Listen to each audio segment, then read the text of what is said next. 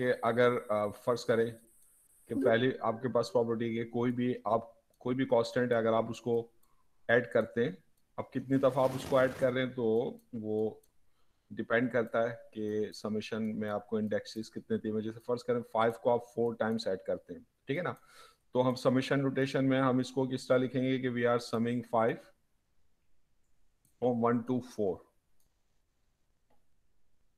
ठीक है, तो अब इसका आंसर क्या होगा? अगर आप 5 को 4 टाइम्स ऐड कर रहे हैं तो सिंपली आप जितने टाइम आप 5 को ऐड कर रहे हैं यानी 4 टाइम्स, उसको आप 5 से मल्टीप्लाई कर देंगे, ठीक है ना, तो ये आपके पास आंसर होगा।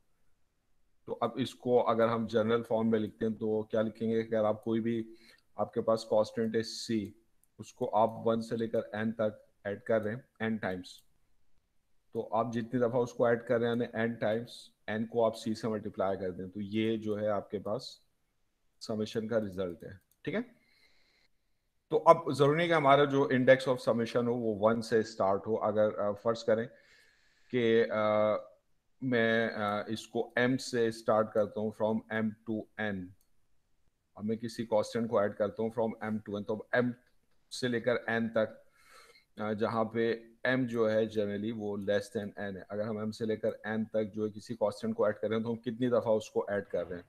तो जैसे अगर आपके पास आप 3 से लेकर 7 तक आप किसी कांस्टेंट को ऐड करते हैं, तो फिर आप मतलब 3 से आप स्टार्ट करेंगे, फिर 4, फिर 5, फिर 6 और फिर 7, तो इसका मतलब है आप उस कांस्टेंट को 5 टाइम्स ऐड करेंगे, तो you are adding C 5 times. ठीक है ना, तो अब इसका मतलब क्या हुआ? 5 टाइम्स का मतलब है कि जब हम 7 अपर इंडेक्स में से लोअर इंडेक्स 3 माइनस करेंगे, 7 माइनस 3 है तो 4 आएगा, तो 1 वैल्यू कम आएगी क्योंकि इसमें से हमने जो इनिशियल वैल्यू थी उसको माइनस कर दिया है, तो जो ओरिजिनल वैल्यू आनी चाहिए उससे 1 लेस होगा, तो इसलिए हम +1 करके इसको जो है वो दोबारा 5 कर देंगे, तो ये 7 माइनस 3 +1 इंटू सी होगा। ठीक है, तो जनरली अगर आप कोई कांस्टेंट है उसको अगर आप जो है m से n तक आप ऐड करते हैं तो उसका जनरल फॉर्मूला आपके पास क्या बनेगा कि अगर आप m से लेकर n तक किसी कांस्टेंट को ऐड करते हैं तो आप इस कांस्टेंट को कितनी दफ़ा ऐड कर रहे हैं, तो ये अपर इंडेक्स n में से माइनस करते हैं लोअर इंडेक्स और +1 नहीं करेंगे तो एक कम हो जाएगा जो कि गलती होगी। ठीक है ना, तो ये जो है आपके पास आंसर है। जब हम समेशन में इंडाइसिस नहीं बताते तो वो अंडरस्टूड होता है, वो फ्रॉम 1 to n है, यानी हम n टाइम्स ऐड कर रहे हैं, हम इसको जस्ट बगैर जस्ट समेशन लिख सकते हैं, 1 और n को शो नहीं करेंगे, तो ये अंडरस्टूड होगा कि हम n टाइम्स मल्टीप्लाई कर रहे हैं, तो ये आपके पास जो होगा ये आपके पास एनसी होगा। तो आमतौर पर समेशन किस में अपेयर होता है? अर्थमेटिक मीन में अपेयर होता है। जो अर्थमेटिक मीन है आपके पास, जैसे सैम्पल अर्थमेटिक मीन है एक्स बार, तो उसके लिए आप जो भी सैम्पल डेटा है एक्स, उसको ऐड करके आप सैम्पल साइज स्मॉल एन से डिवाइड करते हैं, तो इसमें समेशन एक्स अपेयर होता है। तो यहाँ से आप समेशन यानी sum of all sample data values find out कर सकते हैं, that will be equal to n times x bar. ठीक है, और अगर आपके पास पॉपुलेशन मीन होता है म्यू, तो उसके लिए आप जो पॉपुलेशन का डेटा है समेशन एक्स, उसको ऐड करके आप पॉपुलेशन के साइज कैपिटल एन से डिवाइड करते हैं। ठीक है, तो अब ये समेशन की प्रॉपर्टीज आमतौर पे हमें कहाँ यूज करनी पड़ती हैं? फार्मूलों वगैरह में यूज करनी पड़ती हैं, जिसमें समेशन होता है, उसको जब हमें एक्सपेंड करना होता है तो फिर वहां पे हम समेशन की जो प्रॉपर्टीज है उनको यूज करते हैं। जैसे ये है कि एक्स माइनस एक्स बार, इसको हम सम कर रहे हैं। अब इसके ऊपर अगर मैं समेशन की प्रॉपर्टी यूज करूं तो समेशन की प्रॉपर्टी में एक और जो आपके पास प्रॉपर्टी है वो क्या है कि सम जो होता है वो किसी सम या डिफरेंस पर डिस्ट्रीब्यूट हो जाते हैं, यानी अगर आप ए और बी को ऐड कर रहे हैं या ए और बी सब्ट्रैक्ट कर रहे हैं और इसका सम लेना चाहते हैं, तो ये किसके इक्वल होगा कि आप ए का सम ले लें, बी का सम ले लें और उनको ऐड या सब्ट्रैक्ट कर दें, तो समेशन जो होता है वो प्लस माइनस पर डिस्ट्रीब्यूट होता है। ये एक और प्रॉपर्टी है समेशन की। ठीक है, तो ये प्रॉपर्टी हम यहाँ पे जो हम यूज करते हैं, तो समेशन को हम डिस्ट्रीब्यूट कर देते हैं, तो एक्स के ऊपर यानी एक्स का सम ले माइनस जो आपके पास एक्स बार है आप उसका सम लें, ठीक है। तो ये जो एक्स बार है आपके पास, ये जो मीन है ये कांस्टेंट होता है, तो यहाँ पे दरअसल आप एक कांस्टेंट का सम ले रहे हैं। और जो समेशन एक्स है उसकी वैल्यू ये है आपके पास, ये जो ऊपर आपने निकाली है मीन के फार्मूले से, तो इससे ये समेशन एक्स की वैल्यू जो हम यहाँ पे सब्स्टिट्यूट कर देते हैं, तो ये आपके पास क्या होता है एन एक्स बार, ठीक है। और ये सर ये चीज समेशन ऑफ दोबारा एक्स है। रिपीट करते प्लीज। अगर हम summation of x minus x bar लेंगे, किस तरह लेंगे, तो समेशन को हम डिस्ट्रीब्यूट करेंगे, पहले एक्स का सम लेंगे और फिर एक्स बार का, तो summation of x minus summation of x bar. अब समेशन ऑफ एक्स की जो वैल्यू है वो हम कहाँ से मालूम कर रहे हैं, ये हमारे पास जो मीन की वैल्यू है, सैंपल मीन यहाँ से, तो सैंपल मीन क्या होता है समेशन एक्स ओवर एन, तो यहाँ से समेशन एक्स की वैल्यू होगी एन एक्स बार, इसको मैंने इसकी जगह सब्स्टिट्यूट कर दिया, समेशन एक्स की जगह एन एक्स बार, ये इसकी वैल्यू आ गई, ठीक है।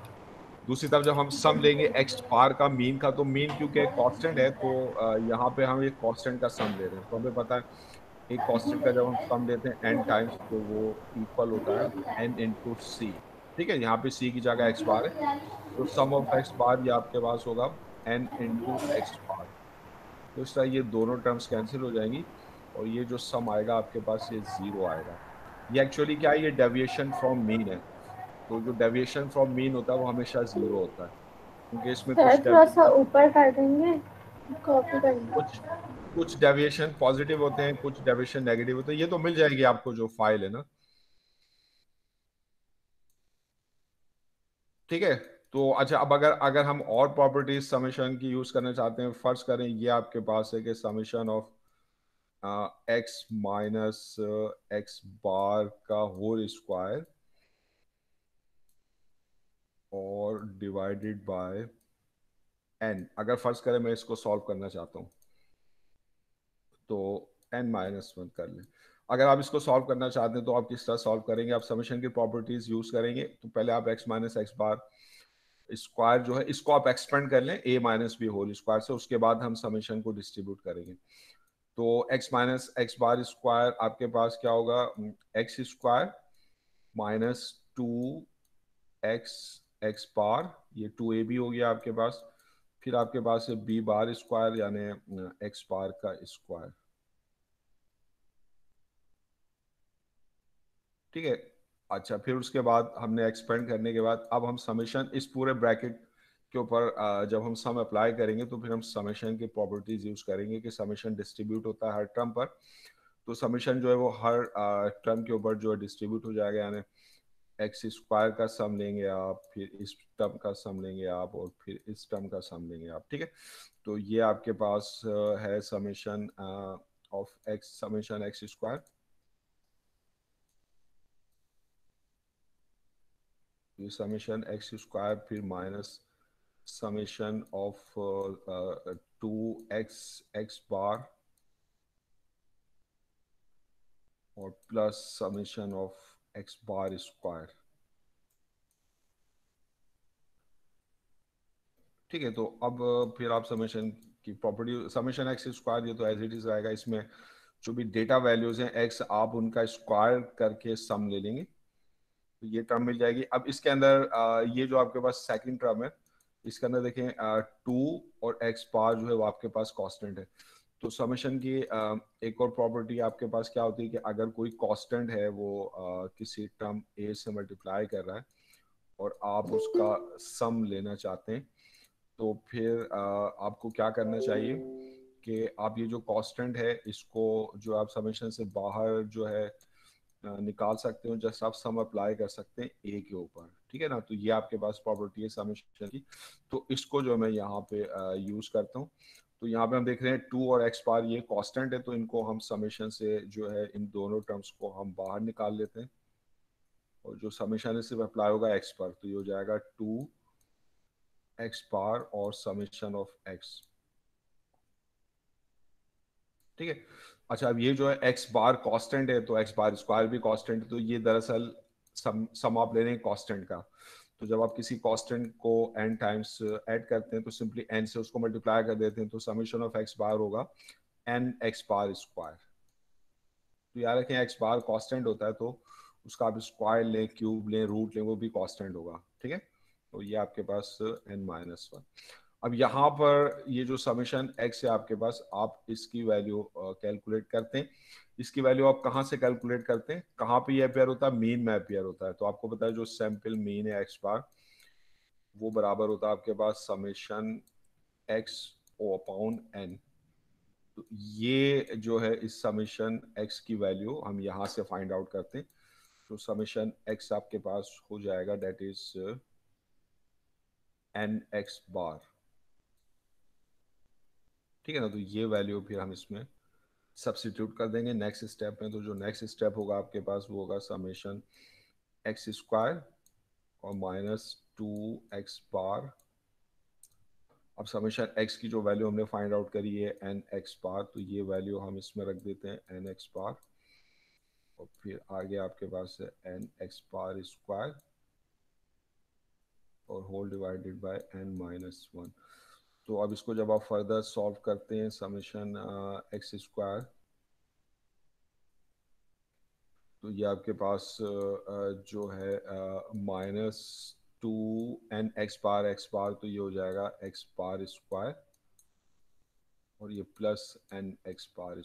तो अब ये दोनों सिमिलर टर्म है, n(x बार)² टर्म है, तो ये आपके पास सिंप्लीफाई कर लेंगे इनको आप।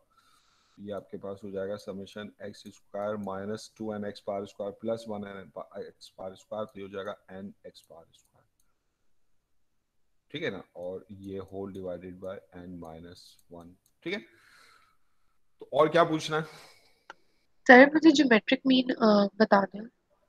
अच्छा, अब ज्योमेट्रिक मीन जो है आपके पास, अब अगर आपके पास ये डेटा वैल्यूज हो x की, x1, सर मुझे इसका आखिरी स्टेप समझ में नहीं आया।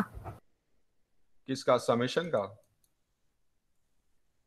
तो ये दोनों टर्म्स तो n(x बार)² की है ना, तो ये -2 और +1, तो इनको ऐड कर लिया तो -1 n(x बार)² आ गया, ठीक है।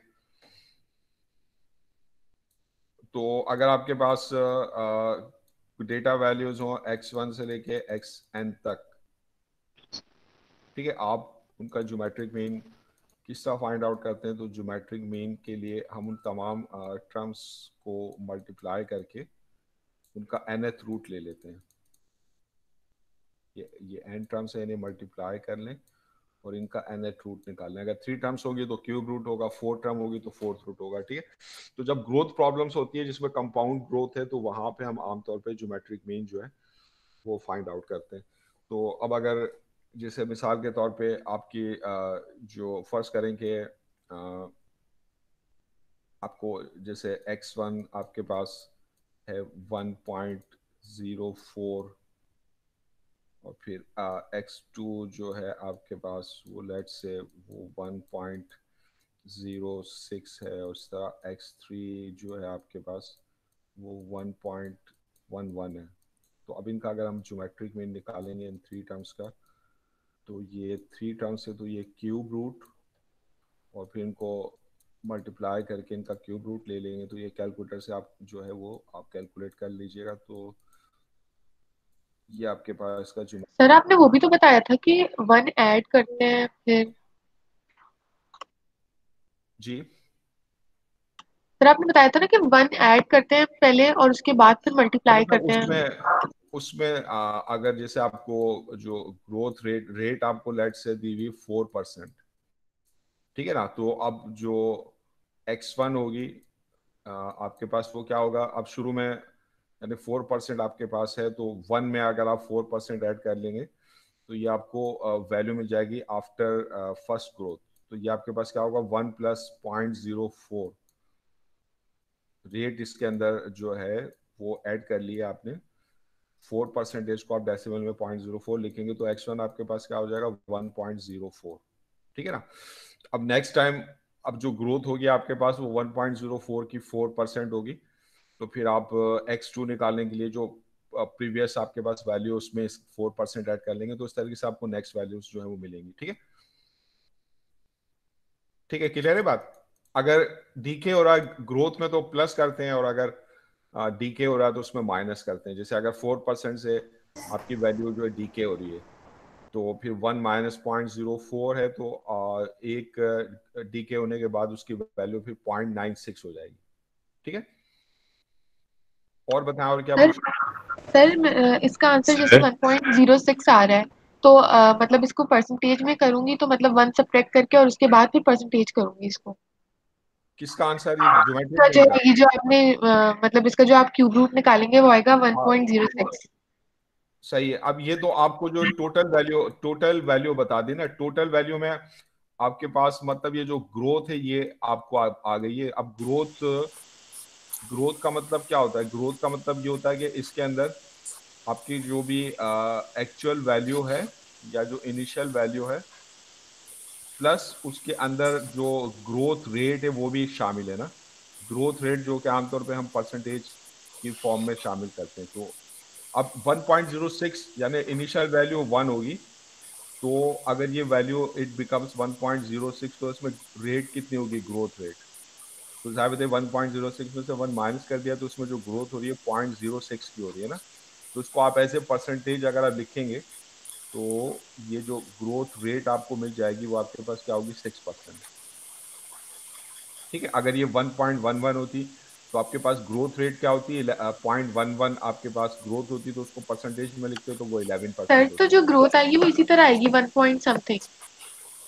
हाँ, क्योंकि उसके अंदर ग्रोथ रेट एक अलग चीज है, और एक एक ग्रोथ मतलब जो आपकी यानी जो आपकी वैल्यू है उस जिसमें ग्रोथ हो रही है आपके पास वैल्यू में, तो उसमें किस रेट से ग्रोथ हो रही है, तो वो जब उसके अंदर हम ऐड कर लेंगे ना तो ये हमारे पास ग्रोथ आ जाएगी।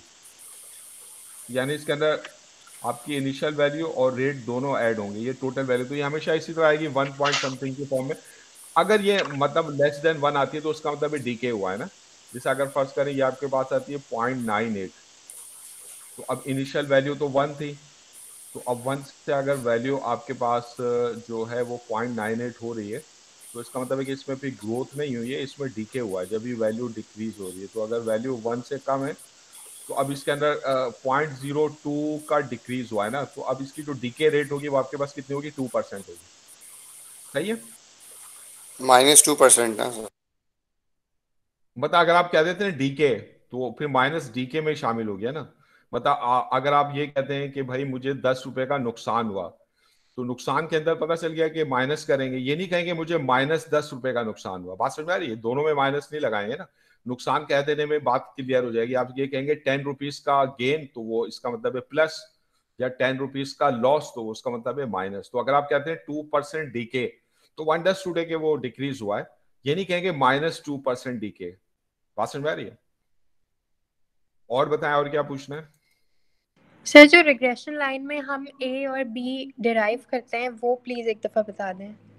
तो ये आपके पास जैसे आप जो स्कैटर प्लॉट बनाते हैं बिटवीन इंडिपेंडेंट वेरिएबल और डिपेंडेंट वेरिएबल, उसमें जैसे आप पॉइंट्स को प्लॉट कर लेते हैं, तो अब उन पॉइंट्स को ऊपर अब एक लाइन को जो आप फिट करते हैं, तो बहुत सारी लाइन फिट कर सकते हैं। तो जो बेस्ट रिग्रेशन लाइन होती है वो लीस्ट स्क्वायर क्राइटेरिया की मदद से हम फिट करते हैं। लीस्ट स्क्वायर क्राइटेरिया क्या होता है? कि जो भी एरर आपके पास है, एरर का जो स्क्वायर, एरर आपके पास क्या होती है? जो आपको गिवन वाई की वैल्यू है उसमें से जो आप रिग्रेशन लाइन से वाई की वैल्यू निकालते हैं, वाई कैप, उसको माइनस कर लेते हैं। जैसे ये आपके पास ये गिवन वाई है, ये गिवन वाई, इसके कॉरस्पॉन्डिंग जो वैल्यू आपको रिग्रेशन लाइन से मिलेगी वो ये मिलेगी। रिग्रेशन लाइन से जो आपको इसके कॉरस्पॉन्डिंग वैल्यू मिल रही है वो ये मिल रही है। तो ये जो है आपके पास ये है वाई कैप। तो इसके दरम्यान ये जो डिफरेंस आ रहा है ना, ये आपकी एरर है। तो इससे आप हर पॉइंट्स की एरर निकालते हैं, वो y माइनस वाई कैप है। अब कुछ एरर पॉजिटिव होंगी, कुछ नेगेटिव होंगी। जो पॉइंट्स बिलो होंगे उनकी एरर नेगेटिव होगी, जो अबव होंगे उनकी एरर पॉजिटिव होगी। तो आप एरर का स्क्वायर करके माइनस साइन खत्म करते हैं, और फिर आप जो है एरर के स्क्वायर का सम लेते हैं। तो इसको हम कहते हैं SSC, sum of square of errors. तो वो रिग्रेशन लाइन बेस्ट होगी जिसमें sum of square of error जो है वो लीस्ट हो, कम से कम हो। तो इसको हम कहते हैं लीस्ट स्क्वायर क्राइटेरिया। तो अब ये जो एरर के स्क्वायर का जो सम है आपके पास एस एस ई, इसको हम मिनिमाइज करना चाहते हैं। तो मिनिमाइज किस तरह करते हैं? इसके लिए हम इसका जो पार्शियल डेरिवेटिव्स होते हैं विद रिस्पेक्ट टू जो इसके अंदर दो अननोन होते हैं ए और बी, उनको हम जीरो सेट करके ए और बी की वैल्यू निकालते हैं। तो ये जो है आपकी कैलकुलस आपने पढ़ी होगी पिछली क्लासेस में, मैक्सिमा और मिनिमा। तो हमें ये वहां से पता चलता है कि कोई भी फंक्शन कहाँ पे मैक्सिमम या मिनिमम होता है, उसकी ऑप्टिमम वैल्यू कहाँ पे होती है, जहाँ पे उसके पार्शियल डेरिवेटिव्स जो है वो आपके पास जो है वो जीरो। क्योंकि अगर ये आपके पास कर्व है तो जहाँ पे टेंजेंट हॉरिजॉन्टल होगा तो वहां पे आपको मैक्सिमा या मिनिमा मिलेंगे। टेंजेंटल हॉरिजॉन्टल टेंजेंट का मतलब है डेरिवेटिव जीरो होंगे, ठीक है।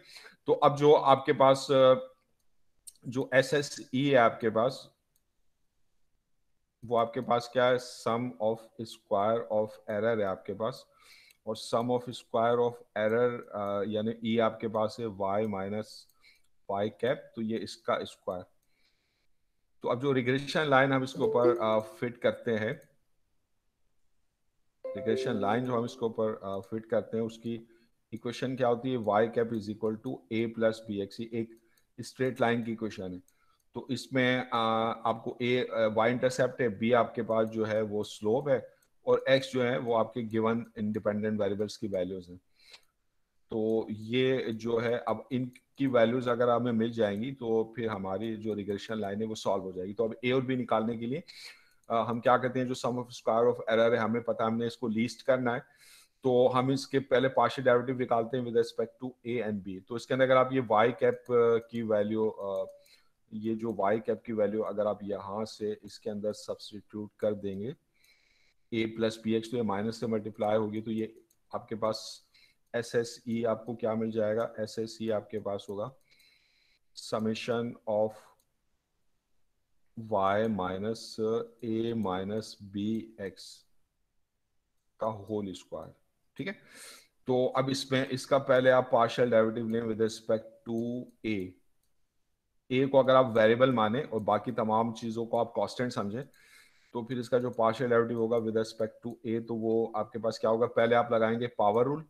तो पावर रूल आप लगाएंगे तो जैसे एक्स स्क्वायर होता है तो उसका पावर रूल से आप डेरिवेटिव लेते हैं तो क्या हो जाता है, 2x होता है ना। तो ये 2 of 2 summation y minus A minus B X, ये आपके पास जो है पावर रूल से इसका डेरिवेटिव आया। फिर उसके बाद जो ब्रैकेट के अंदर टर्म है आप इसका डेरिवेटिव लेंगे, partial derivative with respect to ए।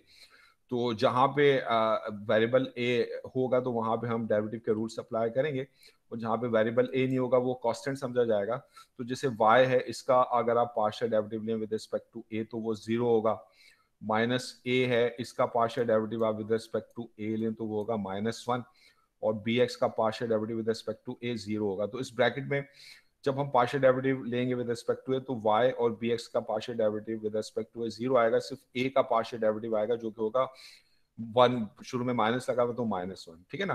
तो ये आपके पास जो है इसका partial derivative with respect to a आ जाएगा। फिर आप इसको जब आप जीरो सेट करेंगे तो इसको सॉल्व कर लेंगे, तो 2 तो मैं वहां ले जाता हूँ, वहां पे जाके जो है 2 जीरो हो जाएगा।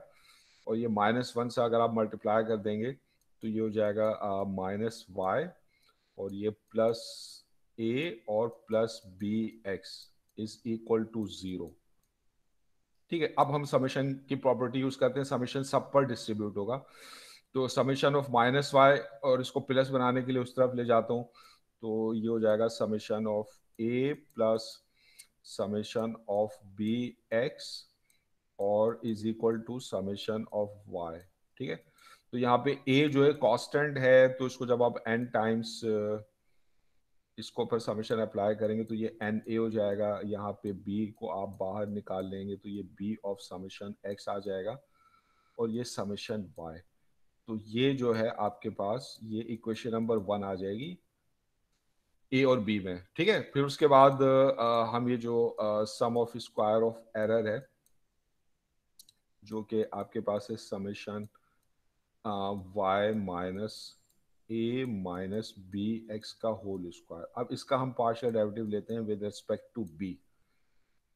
तो इसका जब हम पार्शियल डेरिवेटिव लेंगे विद रिस्पेक्ट टू बी, तो अब बी को हम वेरिएबल मानेंगे और बाकी वेरिएबल्स को कांस्टेंट समझेंगे। तो ये इसका पार्शियल डेरिवेटिव हम ले रहे हैं विद रिस्पेक्ट टू बी, ठीक है। तो पहले वही पावर रूल, तो ये 2 summation y minus A minus B x, ठीक है। फिर उसके बाद ये जो ब्रैकेट में आपके पास टर्म है इसका पार्शियल डेरिवेटिव लें विद रिस्पेक्ट टू बी, तो y का 0 माइनस a का 0 माइनस बी एक्स का, इसमें b का 1 होगा तो माइनस बी एक्स का partial derivative with respect to x आ जाएगा माइनस x। फिर आप इसको 0 सेट कर लेंगे तो ये तो 2 वहां पे जाके 0 हो जाएगा, और ये फिर माइनस x से मल्टीप्लाई कर लेंगे।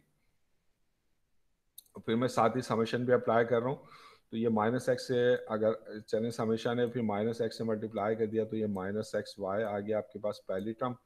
दूसरी टर्म आपके पास आ गई A X, minus minus plus हो गया, फिर ये माइनस माइनस प्लस, और B X into X X square.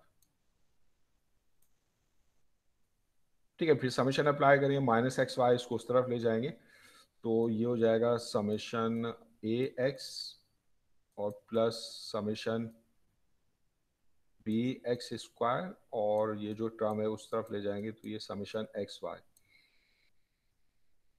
तो इसमें ए बाहर निकाल लें तो ये ए समेशन एक्स और ये plus B summation x square और ये समेशन एक्स वाई।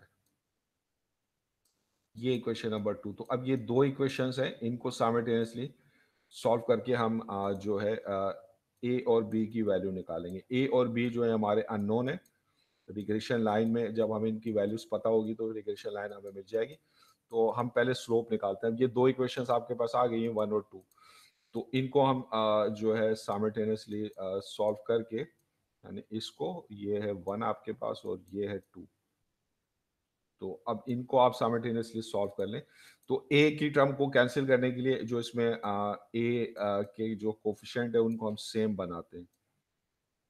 तो इसमें a का कोफिशिएंट n है, इसमें a का कोफिशिएंट समेशन x है। तो इक्वेशन 2 इसको मल्टीप्लाई कर दें n से पूरी इक्वेशन को, और जो इक्वेशन 1 है इसको मल्टीप्लाई कर दें समेशन x से। तो इससे क्या फायदा होगा, इससे जो a के कोफिशिएंट है वो आपके पास सेम आ जाएंगे। फिर हम उनको सब्ट्रैक्ट करके a की टर्म को कैंसिल कर देंगे। ठीक है। तो इस तरह फिर हमें b की वैल्यू जो है वो मिल जाएगी। तो अब जैसे अगर मैं इस इक्वेशन 1 को मैं मल्टीप्लाई करता हूँ समेशन x से, तो ये n a समेशन x, ये आपके पास है n a समेशन x और प्लस सर आप ये डेरिवेशन में देंगे पेपर में? जी, आप ये डेरिवेशन में देंगे? डेरिवेशन हो सकता है, जरूरी नहीं कि मैं दूं, लेकिन हो सकता है मैं दूं, या हो सकता है इसका कोई पार्ट दे दूं। जरूरी नहीं कि मैं पूरी दूं, हो सकता है मैं जस्ट आपसे कहूं कि ये जो s है इसका partial derivative with respect to a जो है निकाल लें, तो हो सकता है। तो इस वजह से मैं आपको समझा रहा हूं, क्योंकि ये कोई इतनी मुश्किल नहीं है, जरूरी नहीं कि आए, लेकिन ये कि आपको समझ में आनी चाहिए। ठीक है। तो इसको समेशन एक्स से मल्टीप्लाई कर देंगे तो ये summation X into summation X, तो ये आपके पास हो जाएगा B summation x square, B summation X का होल स्क्वायर आ जाएगा आपके पास, और राइट हैंड साइड पर समेशन वाई को मल्टीप्लाई करेंगे समेशन एक्स से, तो ये समेशन एक्स समेशन वाई आएगा।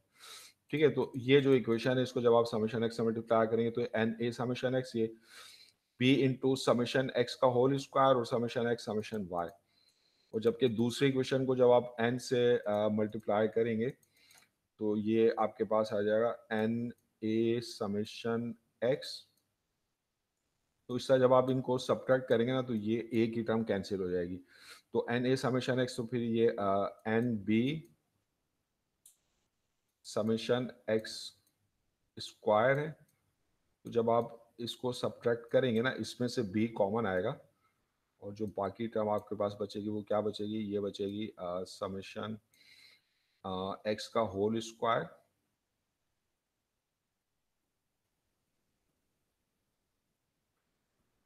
ठीक है, और minus N summation x square.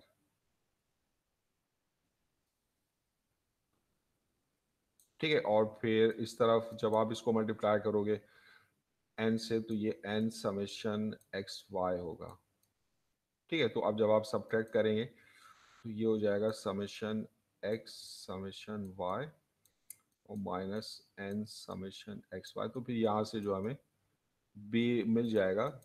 तो हम ऑर्डर चेंज कर सकते हैं दोनों टर्म्स में। तो बी आपके पास क्या होगा, ये आपके पास पहले एन की टर्म लिख लें, एन समेशन एक्स वाई तो उसमें x और y को मल्टीप्लाई करके सम लेंगे, फिर minus summation x summation y। तो समेशन x समेशन y में पहले x का सम फिर y का सम, फिर उन्हें मल्टीप्लाई करेंगे, होल डिवाइडेड बाय ये n समेशन x स्क्वायर और माइनस समेशन x का होल स्क्वायर। तो ये जो है आपके पास ये स्लोप निकालने का फार्मूला आपको मिल जाएगा। तो यहाँ से ये आप स्लोप निकाल लेंगे, ठीक है। अच्छा, और फिर आप जो है एक हिस्सा निकालेंगे y इंटरसेप्ट, वो आप यहाँ से निकाल सकते हैं। ये जो इक्वेशन है आपके पास एन ए वाली इक्वेशन 1, तो इक्वेशन 1 से जो एन ए है आपके पास n a plus summation x is equal to b summation x is equal to summation y। तो यहाँ से a क्या हो जाएगा आपके पास summation y minus b summation x, और फिर ये n वहाँ ले जाके डिवाइड करेंगे, ये n और ये n। तो ये क्या है, ये y की वैल्यू का मीन है, तो ये आ जाएगा y बार माइनस b, और ये x की वैल्यू का मीन है x बार। तो इस फॉर्मूले से जो है हम a निकाल लेंगे। तो a निकालने के लिए हमें b मालूम होना चाहिए, x की वैल्यू उसका मीन और y की वैल्यू उसका मीन मालूम होना चाहिए। तो जब ये पता चल जाएगा तो हमारी रिग्रेशन लाइन आ जाएगी, और इस तरह हमारी जो लीस्ट स्क्वायर रिग्रेशन लाइन है वो सॉल्व हो जाएगी। समझ गए आप? क्लियर है या इसमें कोई प्रॉब्लम है? क्लियर है सर। और बताएं और क्या पूछना है? सर आप इवन नंबर्स की इंटर क्वार्टाइल रेंज बता सकते हैं? अगर आपके पास फर्ज करेंगे ये आपके पास है 3, 4, 7, 11, 9, मैंने इनको ऑर्डर कर लिया। मतलब ये जरूरी नहीं कि इस ऑर्डर में दिए हुए, आप पहले इनको इंक्रीजिंग ऑर्डर में अरेंज कर लेते हैं, और फिर जो है जैसे ये 6 नंबर्स है ना, अब इनकी इंटर क्वार्टाइल रेंज आपने निकालनी है। तो सबसे पहले आप क्या करेंगे, आप मीडियन निकालेंगे। मीडियन जो होता है आपके पास वो सेकंड क्वार्टाइल होता है। तो अब अगर आपके पास इवन नंबर्स हो तो आपके सेंटर में 2 वैल्यूज होंगी, तो जो आपका मीडियन होगा वो इनका अर्थमेटिक मीन होगा। तो जो मीडियन है आपके पास जो कि सेकंड क्वार्टाइल है, वो आपके पास कितना है 7 प्लस 11 डिवाइडेड बाय 2, ये आपके पास 9 आ जाएगा, ठीक है ना। तो ये 9 समझ लीजिए, ये जो है आपके इनके सेंटर में है। 9 जो है यहाँ पर है इसके सेंटर में, ठीक है। तो अब आपके पास जो मीडियन है वो आपकी वैल्यूज को 2 इक्वल पार्ट्स में डिवाइड करता है। तो एक पार्ट तो आपके पास ये है और एक पार्ट जो है वो आपके पास ये है। तो अब इस पार्ट का जो मीडियन होगा वो आपके पास जो है फर्स्ट क्वार्टाइल होगा। तो इस पार्ट का मीडियन, अब इसमें क्योंकि 3 वैल्यूज हैं, ऑड नंबर ऑफ वैल्यूज, तो इसकी जो सेंट्रल वैल्यू है ना, ये इसका मीडियन है, तो ये फर्स्ट क्वार्टाइल है Q1, Q2 तो ये है 9, और ये जो पार्ट है इसका जो मीडियन है, जो इसकी सेंट्रल वैल्यू है, ये आपके पास है थर्ड क्वार्टाइल, ये आ गया Q3। तो जो इंटर क्वार्टाइल रेंज होती है वो आपके पास that is equal to Q3 minus Q1, इनका डिफरेंस होती है। तो इस तरीके से ये आपको मिल जाएगा 13 माइनस 4 दैट इज 9, ये इंटर क्वार्टाइल सर रेंज। जैसे अगर ये 8 मतलब डेटा 8 होते तो फिर जो है हम जब वो बीच से डिवाइड होता है तो फिर हम जैसे इवन नंबर्स का वो लेते हैं मीडियन, वैसे निकालते फिर।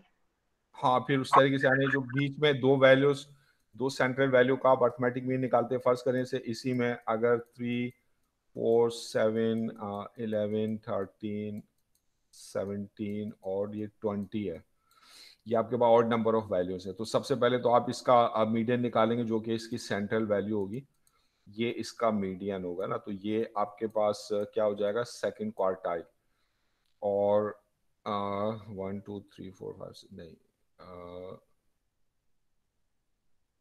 हाँ सही है। सर अगर हम अच्छा, और फिर ये जो आपके पास पार्ट है इसका जो मीडियन है वो फर्स्ट क्वार्टाइल है Q1, और इसका जो मीडियन है आपके पास वो थर्ड क्वार्टाइल है Q3। जी सर जी सर ये 6 ऊपर वाले में 6 डिजिट्स हैं, अगर 6 का में 5% निकालते तो 1.5 आता है। तो 3 + 4 डिवाइड बाय 2 नहीं होगा क्वार्टाइल 1 की रेंज निकालने के लिए? इसमें अगर आप ऊपर वाले में सर, इसकी बात कर रही हैं या इससे ऊपर वाले में, इसकी बात कर रही नहीं इवन नंबर, यस इसकी बात है। 1 2 3 4 5 6 इवन नंबर्स जो है, तो इसमें पहले हमने क्या करा, 6 का अगर 25% निकालते हैं तो 1.5 आता है, तो 1.5 तो 3 और 4 के दरमियान आएगा, तो 3 + 4 डिवाइड बाई 2 नहीं करेंगे? 3 + 4 डिवाइडेड बाई 2, इसमें देखें आपके पास जो आपने मीडियन जो निकाला है ना 9, ठीक है ना, तो वो आपने देखना है कि वो कहाँ पर है ना, वो अगर आपके पास जो है वो अगर पर्सनैलिटी डेटा वैल्यू में से कोई वैल्यू होती है, अगर वो 7 होता है लेट से, तो फिर हम 7 को हटाकर ये जो बाकी पार्ट होता है ना, हम फिर इसका मीडियन निकालते हैं। अच्छा, अब वो क्योंकि खुद 7 और 11 के सेंटर में है ना, वो 9 है, तो अब ये जो 9 है ना, ये डिवाइड कर रहा है आपके डेटा पॉइंट्स को 2 इक्वल पार्ट्स में, तो 9 के लेफ्ट पर जो पार्ट है उसके अंदर ये तीनों वैल्यूज शामिल है, तो 3 वैल्यूज है ना, 4 वैल्यूज नहीं, ऑड नंबर ऑफ वैल्यूज है, तो इसका जो मीडियन होगा तो उसमें हमें फिर जो है एवरेज नहीं लेना पड़ेगा, इसका मीडियन जस्ट इसकी सेंट्रल वैल्यू होगी। समझ में आ रही बात? सर जी मैं ये पूछ रही हूँ कि अगर हम जो फॉर्मूला होता है Q1 और Q3 का उससे निकालें तो भी सेम वैल्यू ही आएगी ना? हाँ, वो भी सेम वैल्यू या थोड़ा सा फर्क इस वजह से हो सकता है क्योंकि बाज़ औक़ात जो डेसिमल पॉइंट्स में वैल्यूज होती हैं, तो हम उनको अगर एज इट इज यूज करेंगे, जैसे 1.5 राउंड नहीं करेंगे, तो थोड़ा सा फिर फर्क उसमें आ जाएगा। लेकिन अगर आप क्योंकि अब उसमें इतनी ज्यादा एक्यूरेसी हमें रिक्वायर्ड नहीं होती है, तो बाज़ औक़ात ऐसा भी होता है कि जैसे हम अगर क्लास का मिड पॉइंट 4.5 है, तो बाज़ औक़ात हम उसको 5 भी ले लेते हैं, तो इस थोड़ा सा डेसिमल पॉइंट्स में फर्क आ सकता है। सर जो आपने एग्जांपल दी हुई थी ना जो स्लाइड्स में, तो मैंने उसमें करके देखा था, तो n+1/4 या फिर इंटू 3 करके अगर हम Q1 Q2 निकालें तो यूजुअली वही वैल्यूज आ रही हैं, और जहाँ पे डेसिमल का थोड़ा मसला आ रहा है तो वहाँ पे राउंड ऑफ नहीं किया हुआ, तो अगर हम राउंड ऑफ नहीं कर रहे हैं वही वैल्यू ले रहे हैं तो आंसर में इतनी ज्यादा तो मेरे ख्याल से चेंज डिफरेंस नहीं आएगा। हाँ, अगर आप उसको राउंड नहीं करते जी तो सर, तो हम बस हाँ, डेटा को आप उसको असेंडिंग यूज कर ऑर्डर में सकते अरेंज हैं, करके आप वही फॉर्मूला यूज कर लें तो वो बगैर ज्यादा बगैर राउंड के आप उसे यूज कर सकते हैं, क्योंकि मतलब आपको इतनी ज्यादा एक्यूरेसी की जरूरत नहीं है, तो आप उसको राउंड किए बगैर भी कर सकते हैं और राउंड करके भी कर सकते हैं। अच्छा सर, और मैं एक और बात पूछ रही थी कि जब जब तक हमारा 11th को पेपर है तो उससे पहले आप कोई list of questions for practice upload कर सकते हैं? जैसे स्लाइड्स में आपने क्वेश्चंस दिए हैं, उसी तरह के थोड़े और क्वेश्चंस जो पेपर में मतलब आएंगे, आ सकते हैं। देखिए, उसमें आप यस सर। एक्सरसाइजेस के अंदर जो क्वेश्चंस है ना, वो आप कर लें, काफी है। और एक जैसे क्वेश्चंस अगर हैं तो सारे करने की जरूरत नहीं है, मतलब आपको तो आइडिया को समझना है ना, कि उसका कॉन्सेप्ट को समझना है। अब अगर आपने देखा है कि 10 क्वेश्चन एक ही तरीके के हैं, उसमें देख ले कौन से ऐसे क्वेश्चन है जो आप समझते हैं निस्बतन मुश्किल है, आप उनको कर लें, 2-3 क्वेश्चंस कर लें, तो उसमें आप कंफर्टेबल हो जाएं, तो फिर आप दूसरे टाइप के क्वेश्चंस पे चले जाएं, वो काफी है। जो मैंने आपको आपकी बुक में जो एक्सरसाइजेज है ना, उनको कर लें, जो असाइनमेंट में मैंने आपको क्वेश्चंस दिए हुए उनको आप समझ लें, उसमें आप क्या गलतियां आपने करी है, क्विज़िस में जो क्वेश्चंस है उनको समझ लें, उसमें अगर कोई गलती है तो उस गलती को दूर कर लें, ये काफी है। क्योंकि एक टाइप के आप 100 क्वेश्चंस कर लें, कोई फायदा नहीं है, मतलब जस्ट जो है उससे कोई नई चीज आप नहीं सीख लोगे, असल में तो आपने कॉन्सेप्ट को क्लियर करना है, कॉन्सेप्ट को सीखना है। तो जो बुक में एक्सरसाइज है जो मैंने आपको करवाई है, जो असाइनमेंट में दी है, जो क्विज़िस में, वो काफी है। मतलब इसको ओवर बर्डन करने की जरूरत नहीं, ओवर किल करने की जरूरत नहीं है। आपने एक कॉन्सेप्ट को समझना है, तो ये आपने ये नहीं कि 100 क्वेश्चंस कर लें। कॉन्सेप्ट को समझने के लिए अगर आप उसके अंदर 2-3 क्वेश्चंस कर लेते हैं अच्छी तरह, तो आप उस जैसे क्वेश्चंस कर सकते हैं।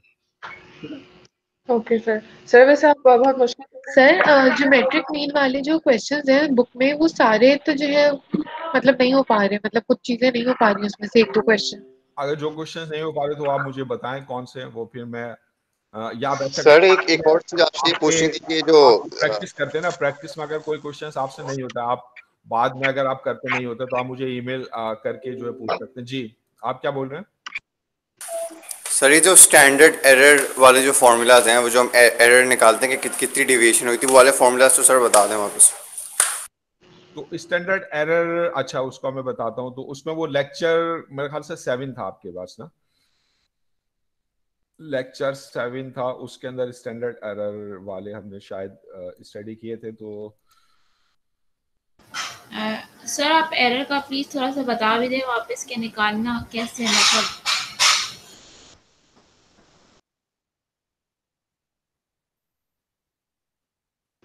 सर आप बहुत मुश्किल पेपर मत दीजिएगा और बहुत लेंदी भी मत दीजिएगा प्लीज।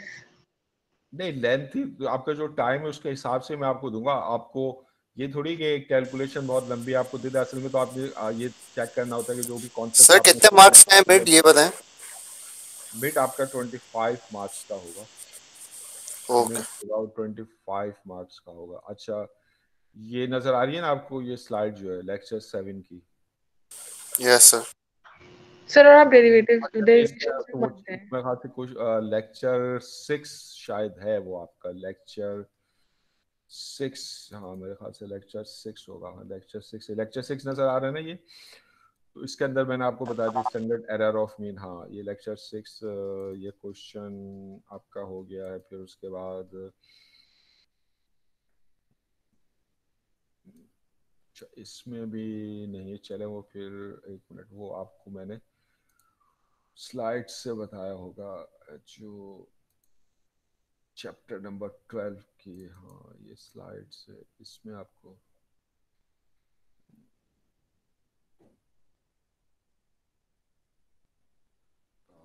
हाँ स्टैंडर्ड एरर तो हम देखते हैं कि जो हमारे डेटा पॉइंट्स होते हैं ना, they are scattered about regression line. तो अब उनमें कितनी स्कैटरिंग है, तो उनमें ज़्यादा स्कैटरिंग होगी तो ज़्यादा एरर होगी, कम स्कैटरिंग होगी तो कम एरर होगी।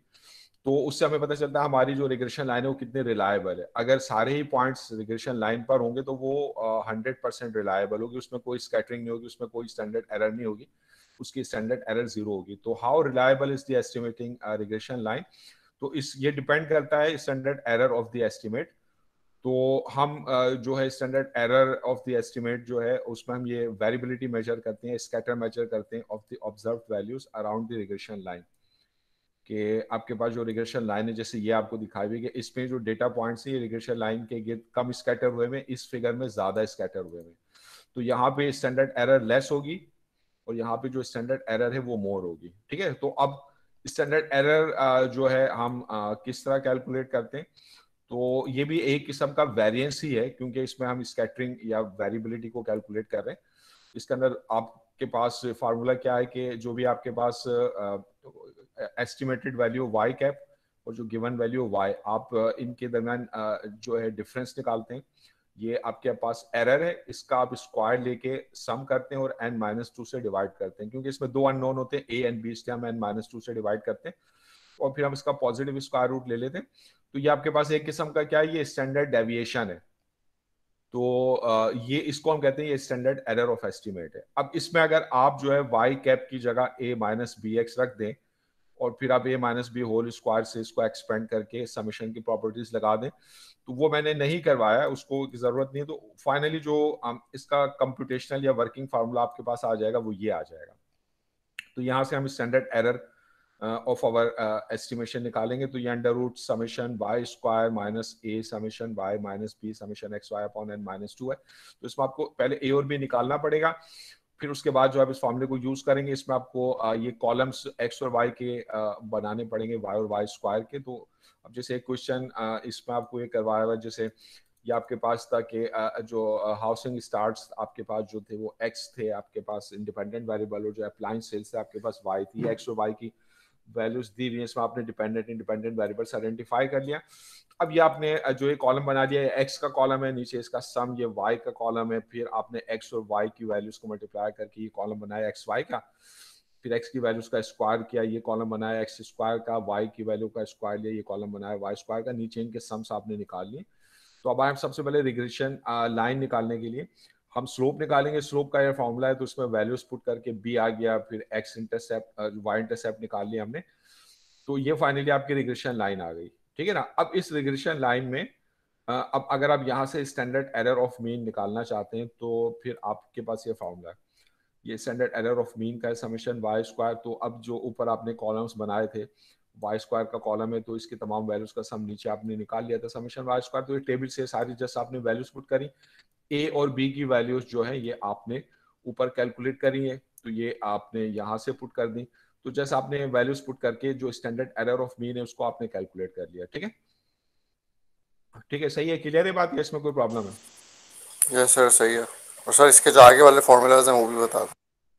अच्छा, अब एक तो स्टैंडर्ड एरर ऑफ मीन आपके पास है, इसका आपके पास फॉर्मूला है। फिर आप कोरिलेशन कोफिशिएंट पढ़ते हैं, कोरिलेशन में आप ये देखते हैं कि जो आपके डिपेंडेंट इंडिपेंडेंट वेरिएबल्स हैं उनमें जो लीनियर रिलेशनशिप है उसकी स्ट्रेंथ क्या है, तो वो कोरिलेशन कोफिशिएंट से हमें मालूम होती है। तो आपके पास दो टाइप्स की पॉजिटिव लीनियर रिलेशनशिप होती है, पॉजिटिव और नेगेटिव होती है। तो जो आपके पास जैसे इन डायग्राम्स में आपके पास जो रिलेशनशिप है वो पॉजिटिव है, जिसका स्लोप पॉजिटिव है, लेकिन जो डिग्री है आपके पास लीनियर रिलेशनशिप की वो डिफरेंट है। हम फिगर से देख सकते हैं कि किसी में स्कैटरिंग ज्यादा है, किसी में कम है, किसी में स्प्रेड ज्यादा है, किसी में स्प्रेड कम है, और किसी में ऐसा है कि जो लाइन होगी सारा डेटा पॉइंट्स उस लाइन पर ही होगा। तो ये परफेक्टली पॉजिटिव लीनियर है, तो उसके लिए जो कोरिलेशन कोफिशिएंट आर है उसकी वैल्यू 1 आएगी। ये भी पॉजिटिव लीनियर रिलेशनशिप है, लेकिन इसके मुकाबले में जो परफेक्ट नहीं, ये स्ट्रॉन्ग है, और ये जो है ये वीक पॉजिटिव है। इसी तरह अगर नेगेटिव स्लोप है तो ये आपके पास ये वीक नेगेटिव लीनियर है, ये आपके पास जो स्ट्रॉन्ग नेगेटिव लीनियर है, और ये आपके पास परफेक्टली नेगेटिव लीनियर है।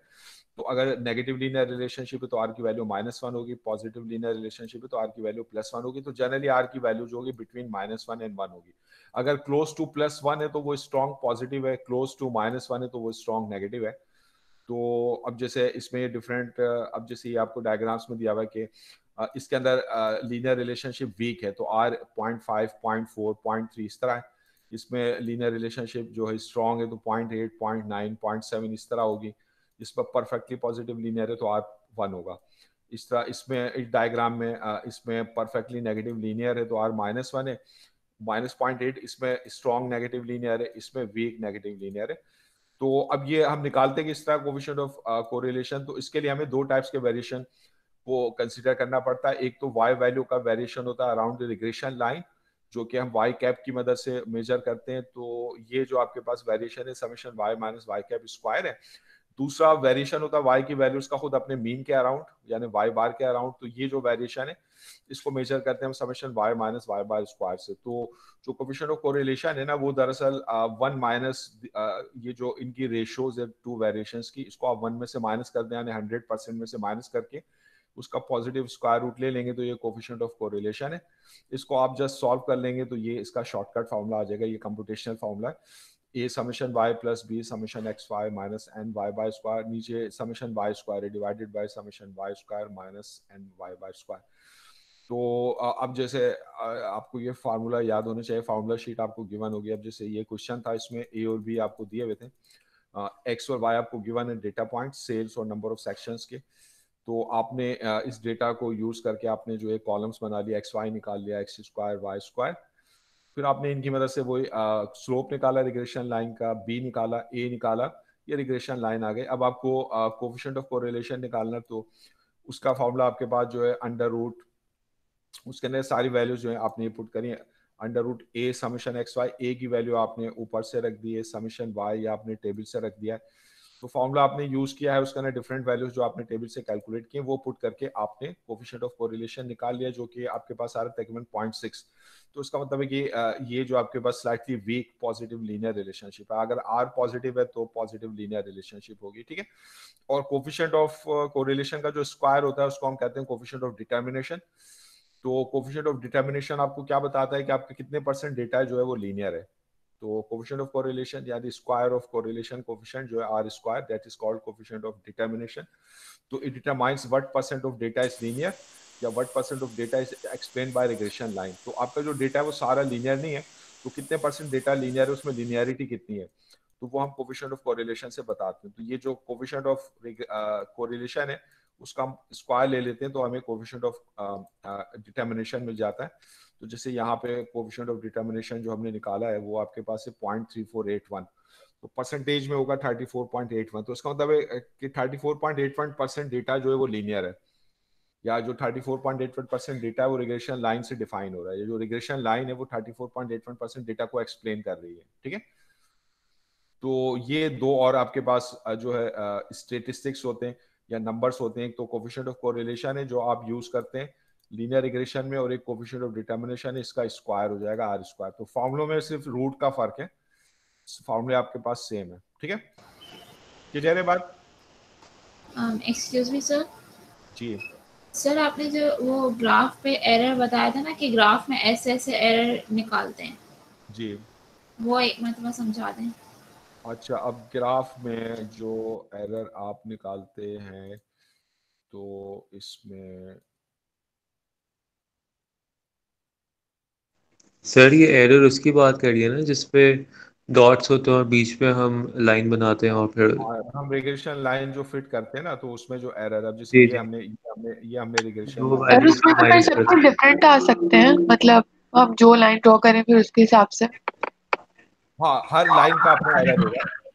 तो बेस्ट रिग्रेशन लाइन कौन सी होगी जिसमें एरर स्क्वायर का सम कम से कम हो। अब जैसे ये आपको दिखाएगा कि जैसे ये आपके जो डेटा पॉइंट्स, ये आपके पास डेटा पॉइंट्स है जो डॉट से दिखाए हुए, ये डेटा पॉइंट है। अब आपने इनको पर एक रिग्रेशन लाइन फिट करी, ये रिग्रेशन लाइन है, कोई भी रिग्रेशन लाइन हो सकती। तो अब जैसे ये जो डॉट है, तो इसकी जो वैल्यू है, वाई की वैल्यू है, तो गिवन डेटा पॉइंट ये वाई है। और इसके कॉरस्पॉन्डिंग जो रिग्रेशन लाइन, इसके बिल्कुल ऊपर कॉरस्पॉन्डिंग जो रिग्रेशन लाइन हमें वैल्यू मिलेगी, वो मैंने क्रॉस से दिखाई, ये क्रॉस से, ये आपके पास वाई कैप है। तो वाई कैप जो रिग्रेशन लाइन से आप वैल्यू एस्टिमेट करते हैं, और वाई जो गिवन वैल्यू होती है, तो इनके दरमियान ये जो डिफरेंस है आपके पास, इसको हम एरर कहते हैं ई, जो कि आपके पास होता है वाई माइनस वाई कैप। तो अब जैसे अगली जो फिगर है, इसमें मैंने तमाम पॉइंट्स की रिग्रेशन, तमाम पॉइंट्स की एरर दिखाई है। अब जैसे ये डेटा पॉइंट है पहला वाला, इसको मैंने y1 कह दिया, और इसके कॉरस्पॉन्डिंग जो रिग्रेशन लाइन से जो वैल्यू मुझे एस्टिमेट करके मैं मालूम कर रहा हूँ, वो y1 कैप है। कैप हम लगाते हैं रिग्रेशन लाइन से जो हमें एस्टिमेटेड वैल्यू मिलती है उसके लिए। तो और ये जो ग्रीन लाइन से मैंने पोर्शन शो किया, ये एरर, इन दोनों में जो डिफरेंस है, यानी y1 माइनस y1 कैप, तो यहाँ पे एरर नेगेटिव होगी क्योंकि y1 is less than y1 cap, ठीक है। अच्छा, और इसी तरह ये सेकंड डेटा पॉइंट है, ये वाला ऊपर है ये लाइन के, तो ये जो है आपके पास ये y2 है, और जो इसके कॉरस्पॉन्डिंग रिग्रेशन लाइन जिस से जो y की वैल्यू मिल रही है, जिसको मैंने क्रॉस से दिखाया, ये y2 कैप है। तो इनके दरमियान जो डिफरेंस है, यानी y2 माइनस y2 कैप, ये एरर है in second data point E2। 1 2 3 लगाएं डिफरेंट डेटा पॉइंट्स के लिए ना, तो ये सेकंड डेटा पॉइंट में एरर है, जो कि ब्लू पोर्शन से मैंने शो करी है, ये पॉजिटिव है, ग्रीन पोर्शन से जो शो किए वो नेगेटिव है, ठीक है। तो जो points below the regression line होंगे उनकी एरर जो होगी नेगेटिव होगी, जो points above the regression line होगी उनकी एरर जो होगी पॉजिटिव होगी। तो हर पॉइंट्स की एरर निकाल ली मैंने, तो समझ गया आप ये एरर किस तरह मैं दिखा रहा हूँ। तो इसमें ये अगर मैं आप आपको, पेपर में तो मतलब आप मतलब ग्राफ पे तो नहीं करना होगा ना, पहले तो आप मतलब नहीं, ये तो मैंने फाइंड आउट आपको करना होगा ना, समझाने, ये तो मैंने ये तो आपको समझाने के समझाया लिए था कि ना। एरर क्या है, ये तो आपको जी जी समझाया जी, कि एरर क्या है, आपको कोई ग्राफ के ऊपर ड्रॉ नहीं करना होगा। सही। सर आप प्रोबेबिलिटी के कुछ क्वेश्चंस करा दें, मतलब बुक वाले सारे नहीं प्रोबेबिलिटी में होंगे। देखें, प्रोबेबिलिटी मैंने आपको, प्रोबेबिलिटी तो अभी मैंने उसका फार्मूला तो आपको शुरू नहीं करवाया ना, उसके मैंने सिर्फ आपको बेसिक्स जो है बताए थे। यानी प्रोबेबिलिटी में मैंने आपको क्या बताया था, प्रोबेबिलिटी में सर आपने आपको मल्टीप्लिकेशन रूल तक बताया करवाया था, था। आपके पास लेक्चर 7 जो था ना, लेक्चर 7, हाँ लेक्चर 7, इस पे मैंने आपको प्रोबेबिलिटी शुरू करवा दी थी।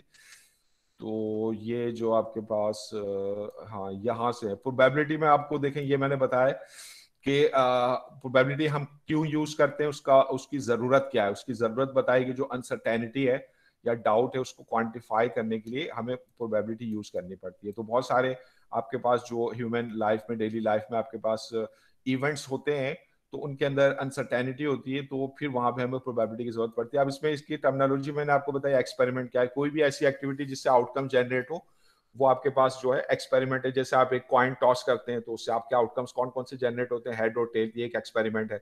आप एक डाई को थ्रो करते हैं तो ये एक एक्सपेरिमेंट है।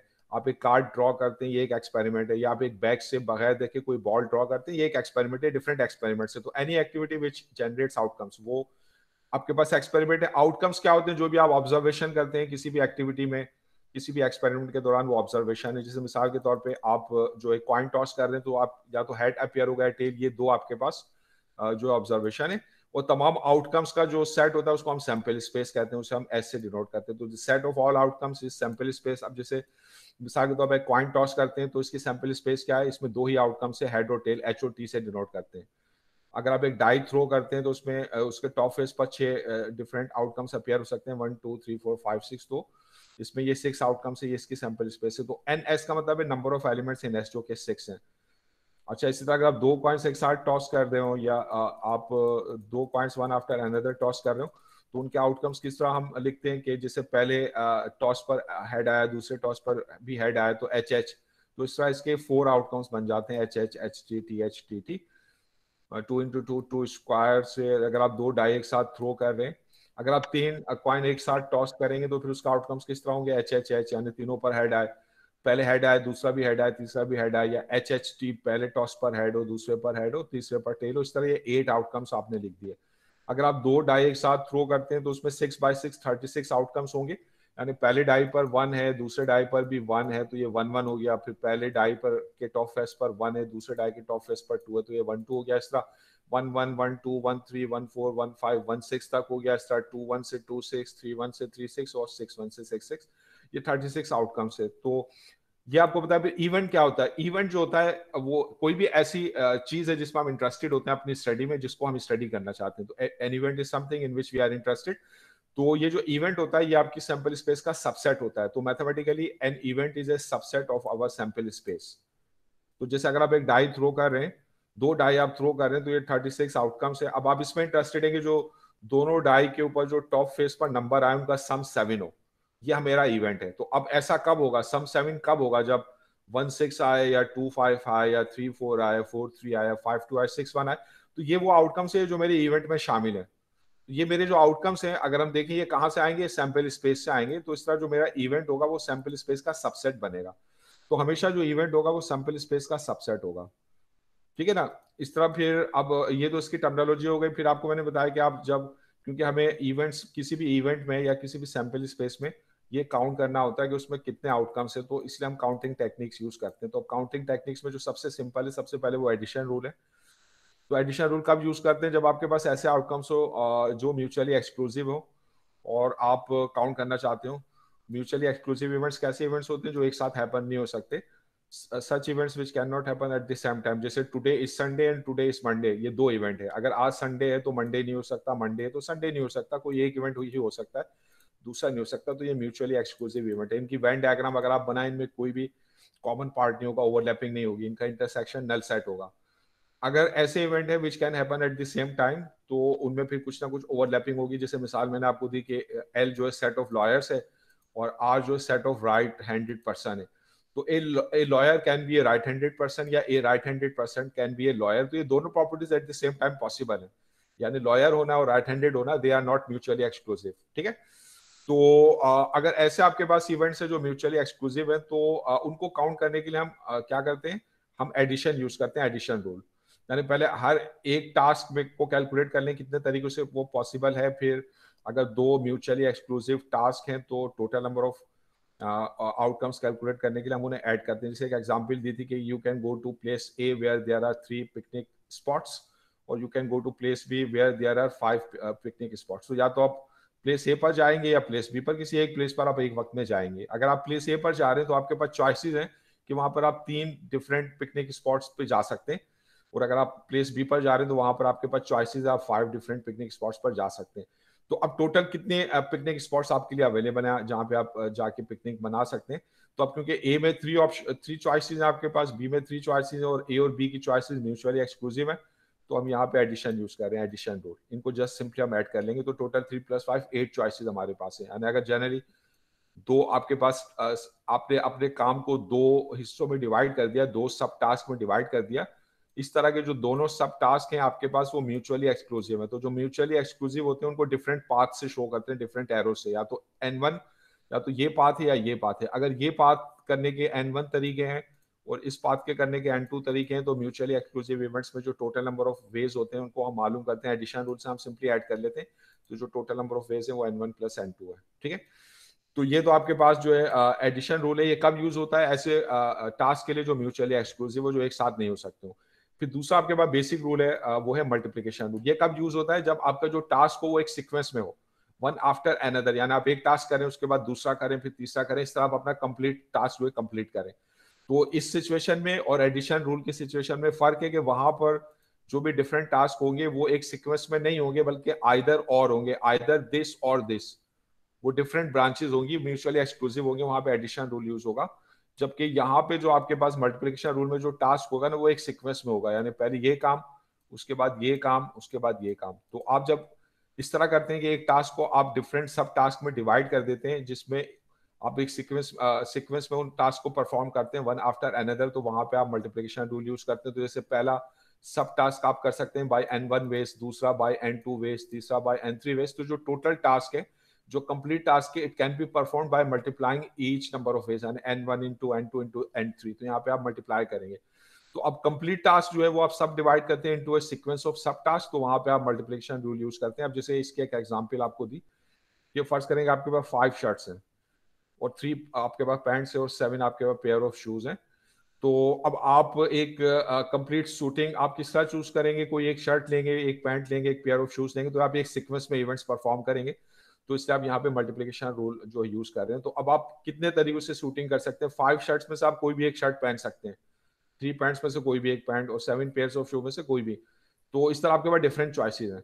तो आप कितनी चॉइसेस हैं? तो in how many ways you can choose one suit. तो अब इसमें आप बॉक्स बना के जो है आप हर सब टास्क को शो कर रहे हैं, यानी आप शर्ट्स कितनी चूज कर सकते हैं मल्टीप्लाइड बाय उसके बाद आप पैंट्स कितनी चूज कर सकते हैं, उसमें कितनी चॉइसेस हैं, और शूज की कितनी चॉइसेस हैं। तो अब जैसे इस बॉक्स के अंदर आप बताएंगे नंबर ऑफ चॉइसेस, कितनी चॉइसेस हैं हर सब टास्क को परफॉर्म करने के लिए।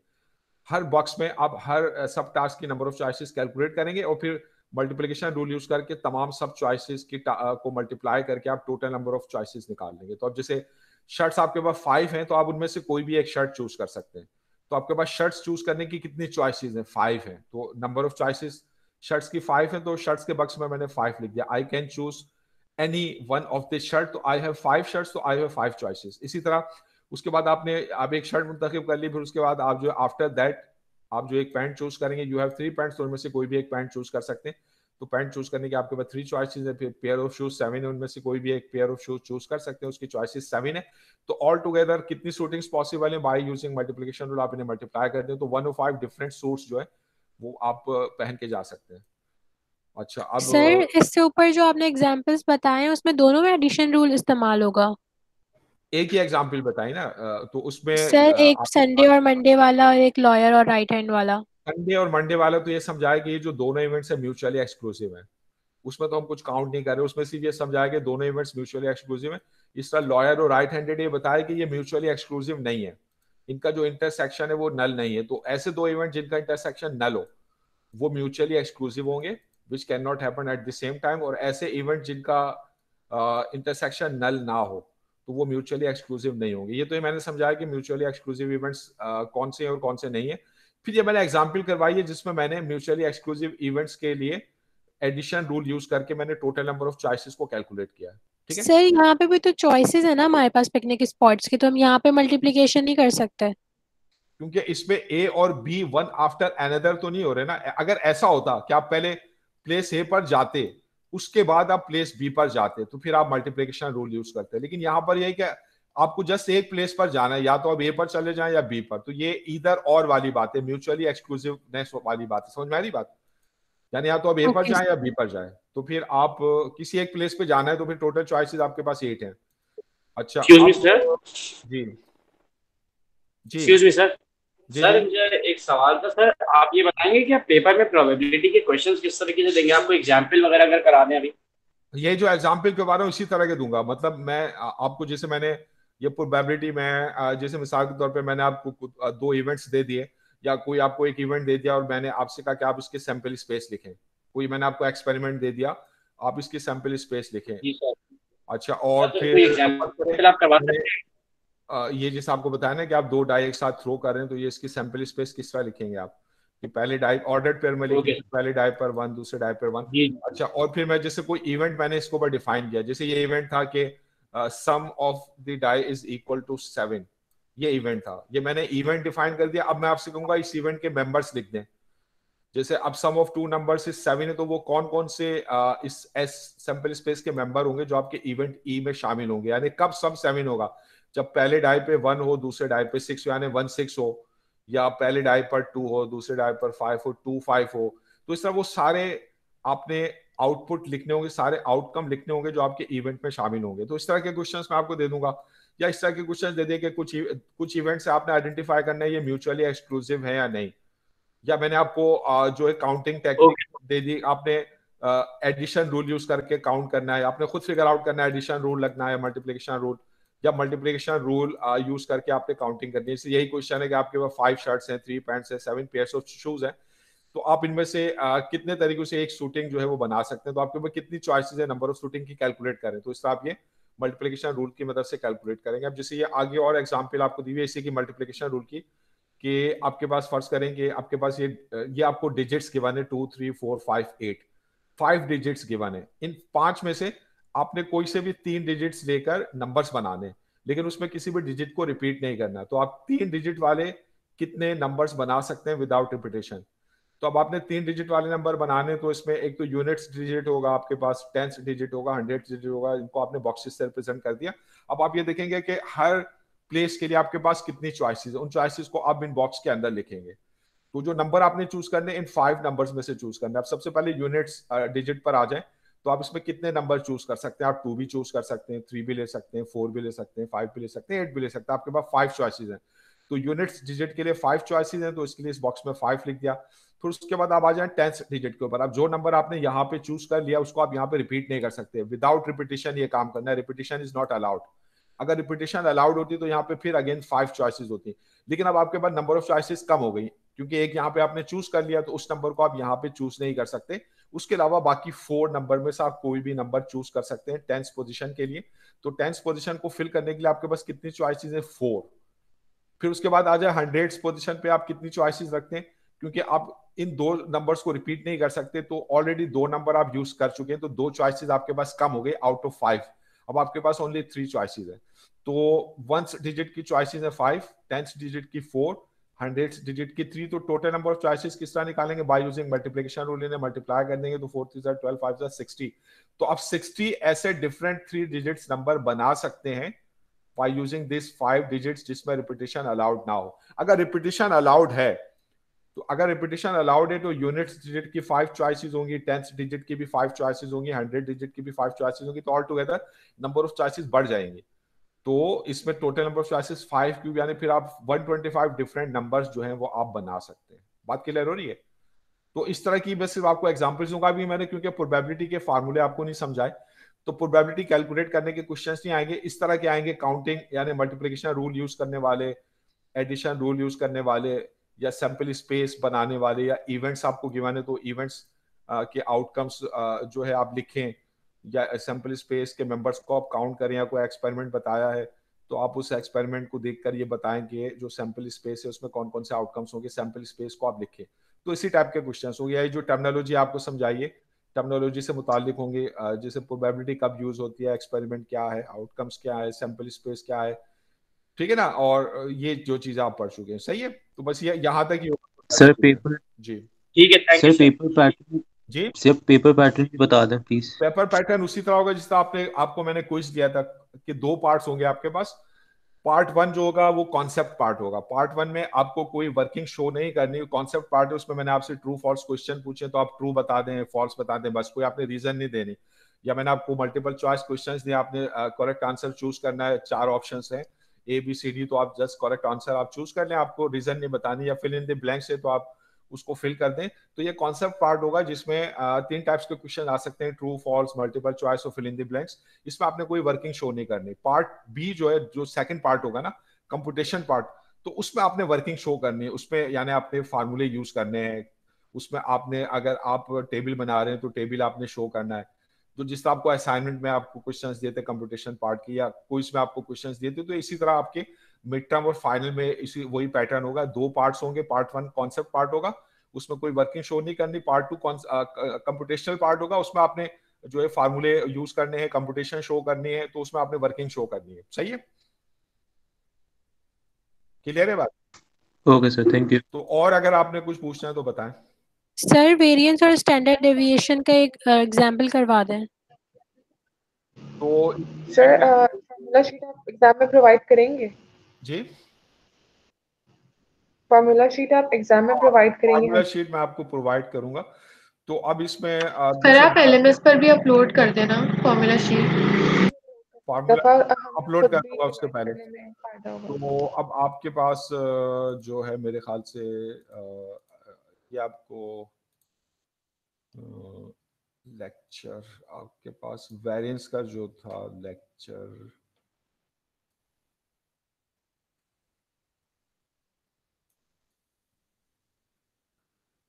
तो वेरिएंस वाला आपके मेरे ख्याल से लेक्चर शायद लेक्चर 3 था आपके पास, या लेक्चर 7, लेक्चर 3 है आपके पास, मेजर ऑफ डिस्पर्जन। तो अब इसमें जैसे आपके पास वेरिएंस का मैं क्वेश्चन इसमें से दिखा देता हूँ, आपको समझा देता हूँ। वेरिएंस का है और स्टैंडर्ड डेविएशन का है। तो ये आपके पास जो है ये आपके पास ये पॉपुलेशन वेरिएंस का फार्मूला है, ठीक है। ग्रुप डेटा के लिए है, अन ग्रुप डेटा के लिए अलग है। बस ग्रुप डेटा में होगा कि फ्रीक्वेंसी जो उसके अंदर इन्वॉल्व हो जाती है, सैंपल वेरिएंस। अच्छा, अब जैसे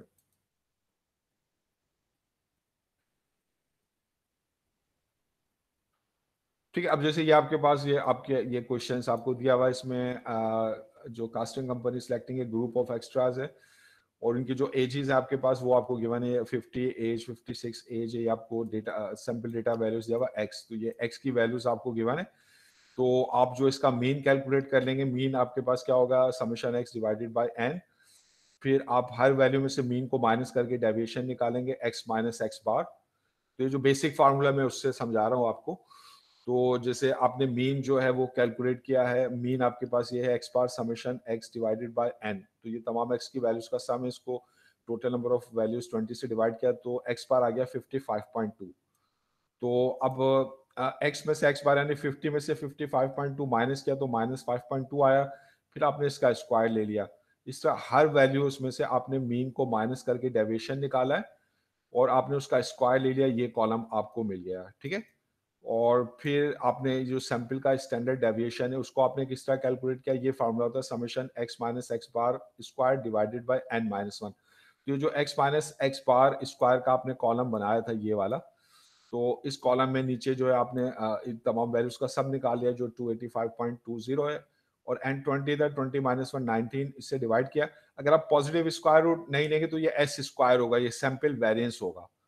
और अगर आप पॉजिटिव स्क्वायर रूट ले लेंगे तो ये सैंपल स्टैंडर्ड डेविएशन होगा, ठीक है।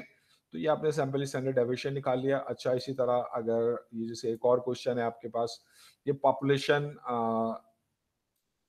जो है आपके पास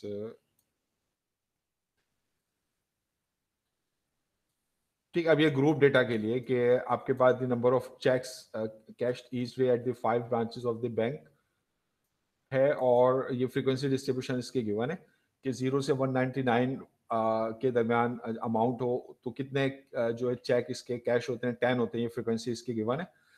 तो ये क्लासेस में आपको जो है डेटा गिवन है, ये फ्रीक्वेंसी डिस्ट्रीब्यूशन है। तो अब आपने जो है सबसे पहले क्या करना है, हर क्लास के आपने मिड पॉइंट जो है वो फाइंड आउट करना है। तो 199 प्लस 1 200, उसका 2 से डिवाइड किया, मिड पॉइंट 100 आ गया। ये फ्रीक्वेंसीज आपको गिवन थी, ये मिड पॉइंट एक्स आप खुद निकालेंगे। अच्छा, अब आपने क्या करना है, एक कॉलम बना रहे हैं जिसमें आपने एक्स को फ्रीक्वेंसी से मल्टीप्लाई करना है। तो 100 इंटू 10 या 1000 है, 300 इंटू 13 या 3900 एफ एक्स का कॉलम आ गया। फिर आप जो है पॉपुलेशन मीन निकाल लेंगे। पॉपुलेशन मीन क्या है, summation F X divided by N. तो ये ग्रुप डेटा में हम एक्स को फ्रीक्वेंसी से मल्टीप्लाई करके सम करते हैं, फिर टोटल नंबर ऑफ वैल्यू से डिवाइड करते हैं। तो समेशन एफ एक्स ये आपके पास है 59,000, और एन क्या होता है, एन जो होता है तमाम फ्रीक्वेंसीज का सम होता है। तो सम ऑफ ऑल फ्रीक्वेंसीज ये आपके पास है 100। ये पॉपुलेशन साइज है, इससे आपने डिवाइड किया तो ये आपके पास मीन आ गया, population mean 590 ticket checks per day. तो अब आपने हर वैल्यू में से, ये एक्स की वैल्यू है, हर वैल्यू में से आपने माइनस किया है मीन को। तो जैसे ये 100 में से आपने माइनस कर दिया मीन 590 को, तो ये एक्स माइनस म्यू आ गया इसका माइनस 490।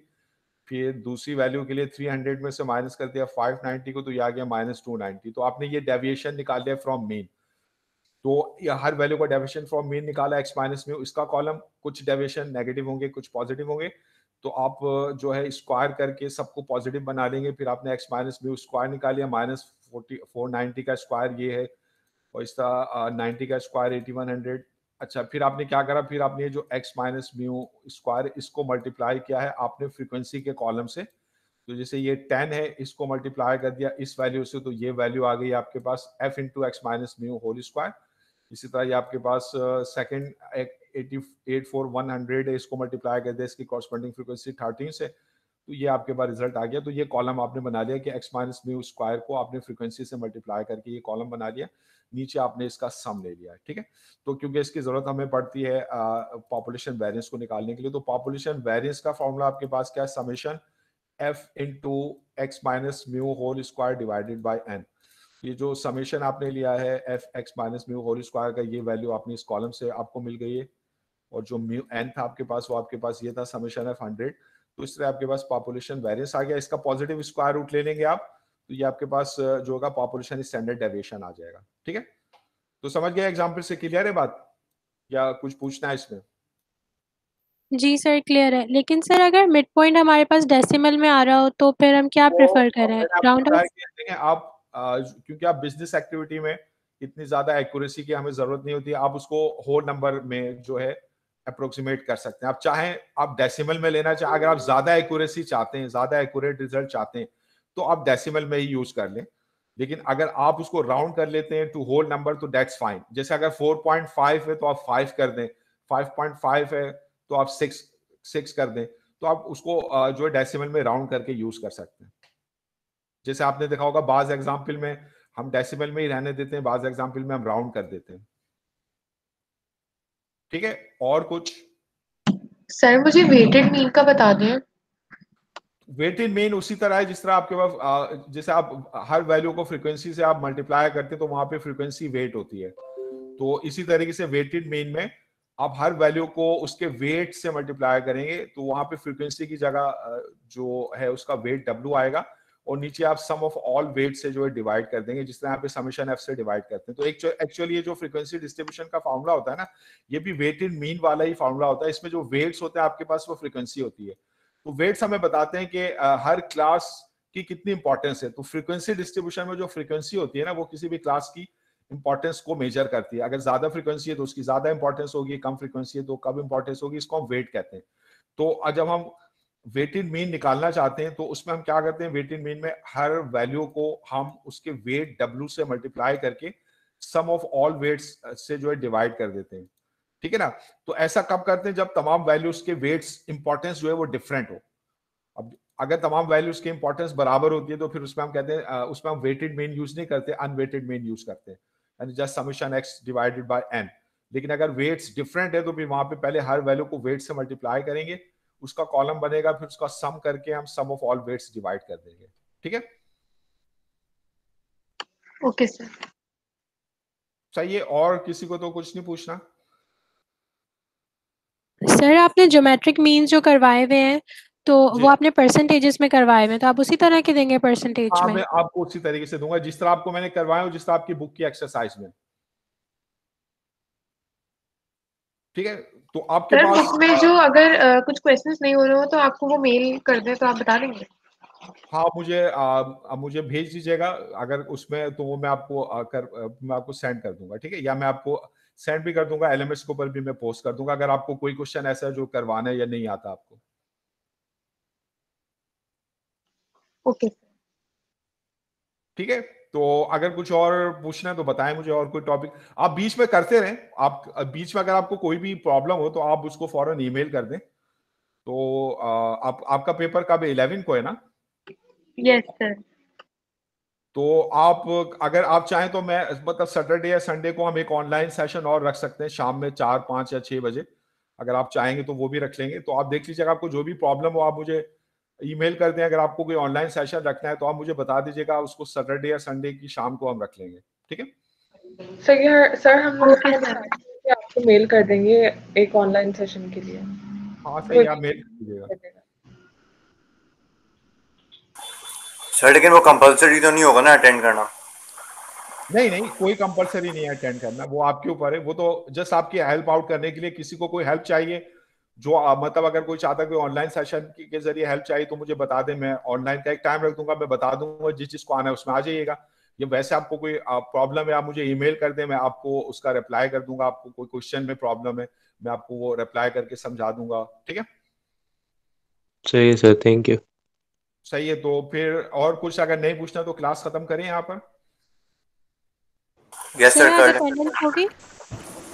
नहीं, क्या बोल रहे हैं आप? सर आज की अटेंडेंस है? अटेंडेंस आज तो, क्योंकि आज तो मतलब तकरीबन सभी लोग तो खैर मौजूद नहीं है, 23 है, तो अटेंडेंस तो मैं सभी की लगा दूंगा, उसमें कोई ऐसा इशू नहीं है। ओके सर, तो फिर क्लास ऑफ है। सही है, ठीक है, फिर क्लास को ऑफ करते हैं यहाँ पे। ओके, खुदा हाफिज। अल्लाह हाफिज सर। दा- वापस अल्लाह